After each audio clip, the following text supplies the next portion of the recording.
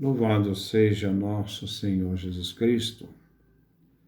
Vamos fazer a nossa leitura do livro dos Provérbios, nosso 12º encontro, Provérbios capítulo 4, do versículo de 20 a 27. Ouçamos nossa leitura. Meu filho, esteja atento às minhas palavras e dê ouvidos aos meus conselhos. Nunca os perca de vista e guarde-os no seu coração, pois eles são vida para quem os encontra e saúde para o seu corpo. Acima de tudo, guarde o seu coração, porque dele brota a vida. Afaste-se da boca enganosa e fique longe dos lábios falsos. Que seus olhos olhem para a frente e seu olhar se dirija para diante. Fique atento às trilhas onde você coloca os pés, e que todos os seus caminhos sejam firmes. Não se desvie nem para a direita, nem para a esquerda, e afaste do mal os seus passos. Esta é a nossa leitura que nós vamos refletir no dia de hoje. Versículo 20. Meu filho, esteja atento às minhas palavras e dê ouvido aos meus conselhos. Nesses versículos, vemos invocar vários órgãos do corpo, como fonte do bem ou do mal, da vida ou da morte. A busca do mestre de fazer o discípulo entender a vida em sua corporeidade, no seu corpo: ouvido, olho, coração, carne, boca, lábios, olhos, pupilas, pé direito, esquerdo, vendo suas funções na vida do discípulo, no discernimento, na busca da sabedoria. O mestre inicia exortando ao discípulo com dois verbos: ser atento, isto é, diligente, é uma forma amorosa de tentar cativar a atenção do aluno, do discípulo, né? Então, ser diligente, atento às palavras do ensino do mestre. Depois, dar ouvidos, uma disposição consciente aos conselhos do mestre. O que vem traduzido aqui por conselhos se trata de sentenças sábias que o mestre ensina. Assim, o discípulo deve colocar sua atenção, à exposição detalhada da lei da aliança e ter disposição para ouvir a lei, a Torá, escrita. As duas exposições devem fazer com que os discípulos coloquem seu ouvido, e ter disposição consciente para que ele possa aprender a sabedoria.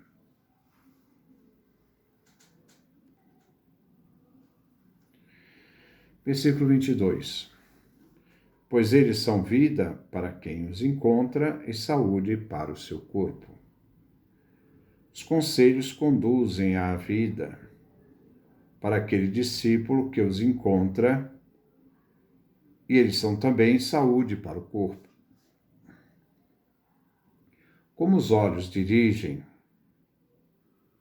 são sede de avaliação, os olhos mostram a reta direção na busca do encontro dos verdadeiros valores. Assim também a disposição para que a vida possa ter sempre diante dos olhos aquilo que se deve escolher de forma atenta. A anatomia da percepção articula-se em palavra boa, isto é, o ouvido, vista, coração, mente, fazendo o corpo se concentrar-se e aí criar uma disciplina, uma sese. Talvez uma das situações que mais desorientam os homens, os seres humanos, é justamente essa falta de concentração, essa disciplina, onde ele não é capaz de ter claro, dentro dos seus objetivos, o caminho que se deve seguir. Então, essa visão que é capaz de perceber tudo isso, esse ouvido que é capaz de ouvir as situações. A Torá, a aliança, a partir da internalização dos conselhos, fará, então, encontrar a sabedoria. E então ele irá descobrir que a aliança é vida para todo o corpo, trazendo sentido e forças para a dimensão espiritual do ser humano e, ao mesmo tempo, um vigor físico, saúde, para que aqueles que vivem possam encontrar nos conselhos condições para dar uma vida baseada, isto é, uma vida sustentada por bons alicerces. Versículo 23. Acima de tudo, guarde o seu coração, porque dele brota a vida. Brotar aqui se refere à escolha, decisão no campo ético, que sai do coração, brotando a vida por meio da escolha, uma vida centrada na sabedoria que vem da Torá.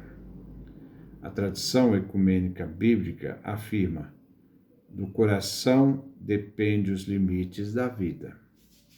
Visto que o coração, cansado devido aos excessos, encurta a vida. Visto aqui que a virtude está no equilíbrio, no meio, virtus e médio. E, diante disto, um coração endurecido é impedido a uma entrega total a Deus, ao Deus da vida. Quem assim vive uma vida junto de Deus após a morte. E uma vida da justiça, na graça divina. O coração assim aparece como força vital da pessoa. Versículo 24. Afasta-se da boca enganosa e fique longe dos lábios falsos, maldizentes. A admoestação agora vem como prudência. A boca e os lábios traem o que está no coração. O poder do discurso pode destruir ou construir. Não se pode recolher a palavra dada, que pode trazer benefícios ou danos à pessoa e a outros. O homem que, ao descobrir a sabedoria, ele se torna íntegro.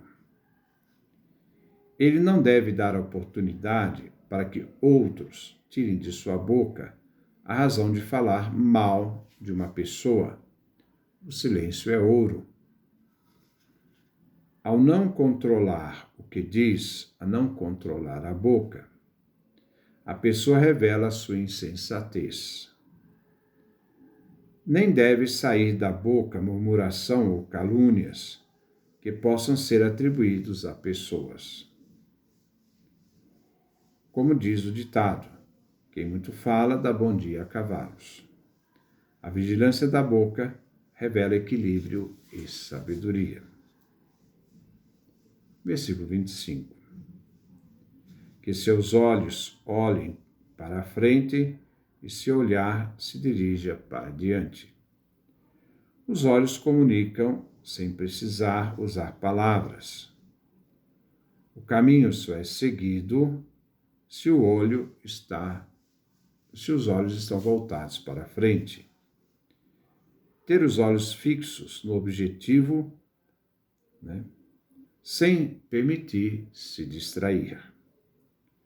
Os olhos abertos possuem, né, os olhos abertos permitem à pessoa a ver melhor.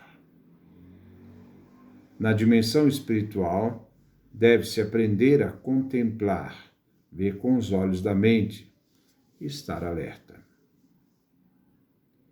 concentrando assim no objetivo maior, que é Deus, a fim de conhecê-lo para amá-lo e imitá-lo no agir.